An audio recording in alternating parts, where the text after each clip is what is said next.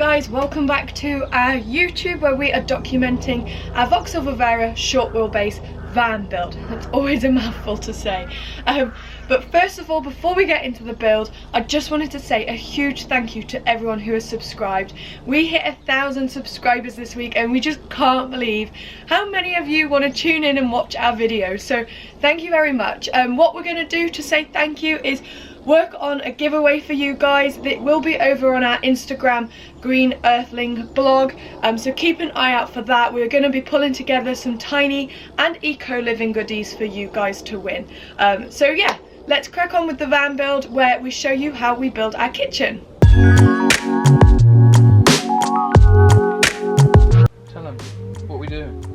Tell them the next step. Sit. Lie down. Good boy. Out.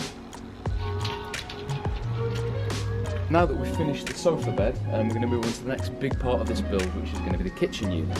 Now just to spin you around and show you that, it's going to be running along the front of the van here. We're going to have fresh and waste water tanks underneath there with a sink and tap on top. In the middle section we're going to have a cool box pulling out with the hob pulling out from a drawer, and then in that very back section there we're going to have the battery and electronics with a gas canister as well. So let's get over to the workshop and get started building the kitchen frame. So here we've got a couple of the side panels for the kitchen unit. Now you can see there's a bit of an angle here. So this side is going to be the back face running against the seat. So the seat box kind of runs up to there, and then obviously the seat back goes up at a slight angle. Now we could have just kind of cut this all the way down, but we wanted to make sure that we had as much space as possible in the actual kitchen units. So in order to add this strip here as a kick strip to the front of these side panels, what I'm going to do is just notch out a little section that is the same profile as this from here so that it can sit nicely, and we'll do that with all of the other bits that it needs to attach to.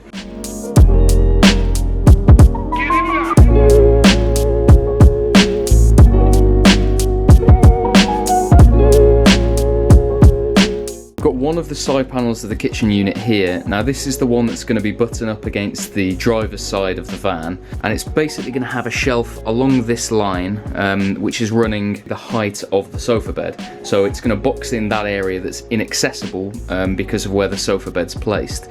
Now in order to add that shelf in, what we're going to do is just notch out this section here about 3mm deep, and it'll give that shelf something to slot into so that when we glue it in and pop some pins through the back, it'll give it a bit of extra rigidity.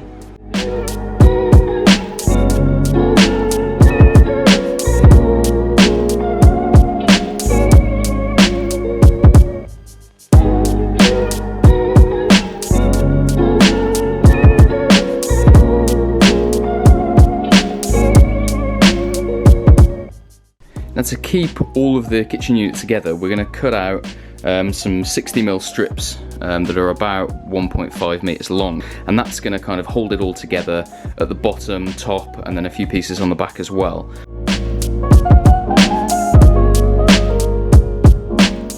Alright, so now that we've got a couple of those strips cut, you can just get a better idea of kind of where it's all going to sit and how it's going to look. Okay, so that's the kitchen unit looking good. Now let's get all of these bits into the workshop and get them fixed together.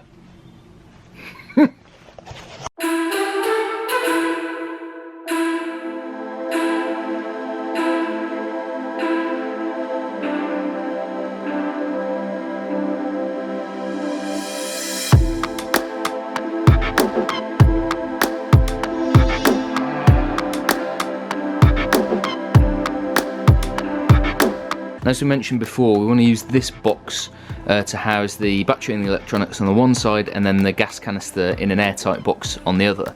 Now in order to access all of this stuff, we want to cut out a hole here. You can see the lines that we've drawn in to act as a door or a lid or whatever you want to call it. So we just need to cut that out. Now I want to actually reuse this piece that we're going to cut out to act as that door. So what I'm going to do is just use the circular saw to carefully cut through this in situ, and then we'll just use the jigsaw to kind of tidy up the corners.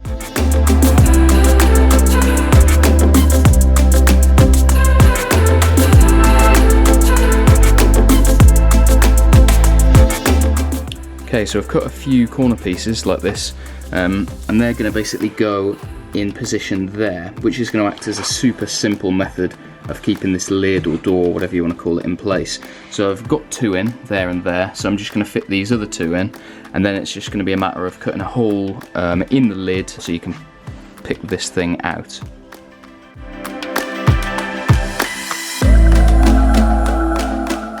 Now we want to actually start getting this kitted out, getting the drawers in, getting the hob on, all of that good stuff. But before we do that, I want to show you briefly where we're going to be putting things on it. So in this left portion, we're going to have a sink and a tap on top with a fresh water tank and a wastewater tank under here. Now you'll be able to access them with a cupboard door so you can pull them out to refill or empty. Now moving on to the middle section, we're actually going to have a drawer box to house the hob that pulls out from underneath. Now that's going to give us all of this worktop space above to use for food prep or whatever. We don't just have to rely on this section, which is going to be kind of awkward to get to because of the sofa bed. So below that we're going to have another drawer for cutlery and whatever else, and then right at the bottom we're going to have another pull-out section which will house a cool box and then maybe some bins or space for whatever else anyone wants. This is just going to be kept as a big storage area, and you can put pans and whatever in, and then the bottom is going to house the electronics and the gas, which is going to be accessible through this door here. Okay, so next up is making the drawers and the cupboard doors, so let's get started on that. Okay, so we've cut out a few pieces of plywood which are going to form the box to house our hob. Now we just need to cut a bottom panel out for this, fix it all together, then the hob will slide in there nicely, and that's the drawer done. Baby, come in when you get up and get out and get off. And I hit you when I get down and get in and get on.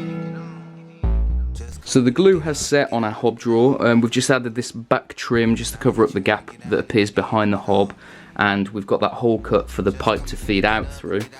Now moving over here, we've got a couple more pieces cut for the bottom drawer. Now that's going to go in here, and we're going to have the cool box on the one side and then bins or whatever else will fit on the other side. So we're going to get that glued and nailed together now. Okay, so we've got the bottom drawer fitted in with the runners, that's working great. So we're going to move on to the hob drawer. We knew that the box was going to be a little bit bigger than this, therefore it wouldn't fit perfectly with these runners in place.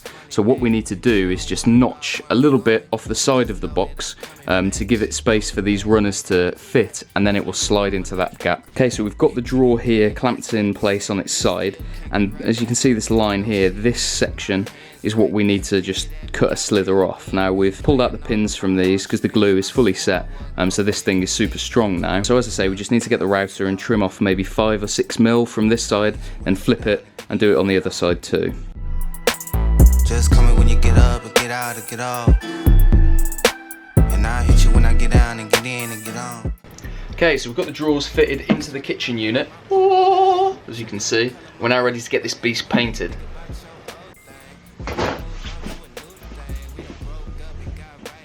So Billy has now finished building the majority of the kitchen frame, so it's now my turn to paint it, lucky me. So what I'm going to do first is I'm just going to remove these runners so I can get to the whole of the frame. I've also put them on some little wooden cutouts to raise it from the table so I can get right to the bottom without ruining the table. And I'm also going to fill some of the front of the ply, as it's built from ply. There are some gaps in the plywood that I just want to fill. There's not that many, but I just want to make sure that everything is really flush for when we start to paint. And I hit you when I get down and get in and get on. Just come in when you get up and get out and get off. And I hit you when I get down and get in and get on. So that is the first layer of paint done. I have left the front face as I'm still waiting for the filler to dry. Once that has dried, I'm going to sand it down and put the first layer of paint onto there. And then tomorrow I'm going to be moving on to the second layer. So while Nick's getting started painting the kitchen unit, it's my next task to start working on the drawer and door fronts. Now, we're going to do the same thing that we did with the sofa bed, where we use 6mm MDF doubled up to make a 12mm thick door. So let's get some of these bits cut out on the table saw, glued and clamped together. On a run from my given disaster, speed away from the holy mind, pride, that's where I never thought it would. I've now finished painting the kitchen unit frame, so I'm now moving on to the door fronts and cupboard doors. These are made from MDF, so I'm going to MDF prime them first, as always, and then I'm going to finish them off with the Fire and Ball all white paint. I know I should be moving on, but you got me good, you got me good. So we're finally ready to get the worktop cut out for the top of our kitchen unit. Now, as you can see, we've got a bit of masking tape just running along the cut line of the top face of the worktop. Now, because we're going to be using the circular saw, that'll just help to prevent tear out and keep that laminate nice and neat all the way along. Now, we're actually going to be cutting from the other side of the worktop, and we need to flip it around. So this is our Bosch circular saw. As you can see here, we've got an arrow which just points to indicate the direction that the blade spins. So in this case, it spins clockwise like this. Now also, if I zoom in here, you can see the teeth here, and the direction of that is pointing upwards. Now what that means is that, for example, if we cut this worktop now here, the neat line is going to be underneath, so we're not actually going to see that, and there could be tear out on this line up here.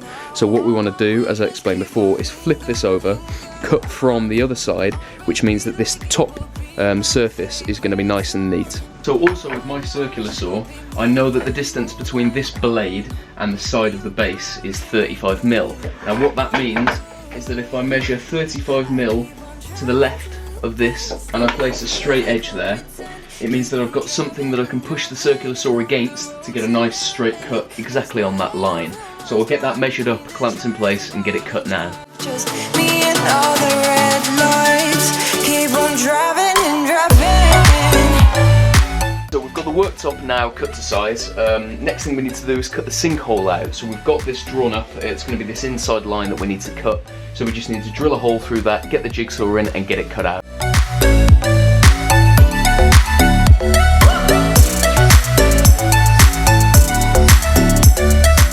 Next up with the worktop, we're going to cut the back edge with a 10-degree angle. The reason being is that the seats in the van have an incline to them, so we just want them to run flush with each other. All the memories just lingers on repeat like it is. Next thing is to get the hole cut out for the tap. Now we've drawn this out on the bottom of the worktop and positioned it so that the tap actually points directly to the centre of the sink, which will make it easier for washing up. Now we're going to use a 32mm hole saw to cut this out, and we're going to start from the bottom, and then when the drill hole pops out at the top, we're going to flip it over and cut from that side. Now the reason we do that is because with a hole saw, if you drill all the way through a piece of material, the bottom or the sort of other side that you're drilling from tends to get tear out. So doing it this way means that we'll have a nice neat cut from the top and a nice neat cut from the bottom as well. So the kitchen's coming along, pretty much ready to actually get that in place, but before we do that we want to cut out the hole for the gas inlet. We've actually got a dry day today. It's super windy, but it's dry, so we can get that done. So I'm going to go out and cut that hole now.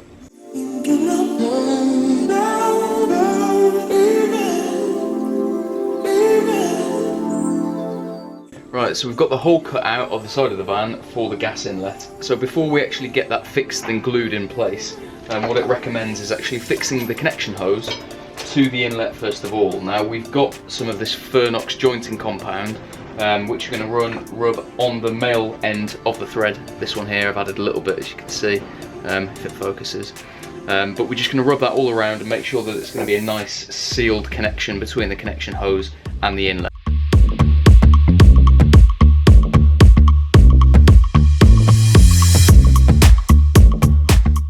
Okay, so we've got the inlet in place, we've got it sealed and screwed in from the back, so that's clamped in really nice and tight. So we just need to remove the rest of this sealant, let it set, and then that'll be a nice watertight seal. Okay, so before we put the worktop in place, we're just using some clear sealant to run around the raw edge that we've cut out for the sink and the tap. Now just to show you this, if it'll focus. So as you can see here, this is for the tap, so we've just run sealant all around those edges to make sure that, you know, there's a nice seal, and if any water were to leak in, it's not going to soak into the worktop and make it swell. So we just need to do the same thing on the sink, and then it's good to go.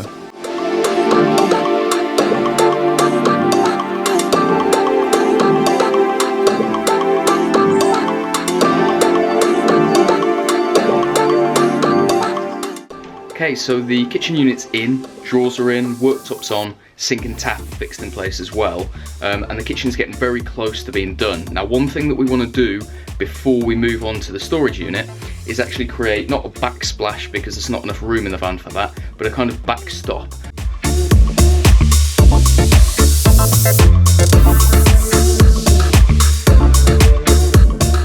So we've got a bead that's squeezed out running along here, which we're going to use with the silicone tool that we've got, just to make a nice, clean, clear bead. So I'm going to be using LL as a little workshop today. I'm going to be staining the side of the drawers. So what we want is for when you pull the drawer out, that you can see a nice finish rather than the raw plywood. So we've gone for some Osmo wood wax finish. Sorry, the lid is off. So we've gone with this, and I've just done a little sample piece on some ply, so it'll look like that. So I've got a paintbrush, I've got a muslin cloth, and I've got the stain. So I'm going to just start working on the sides of the drawers now.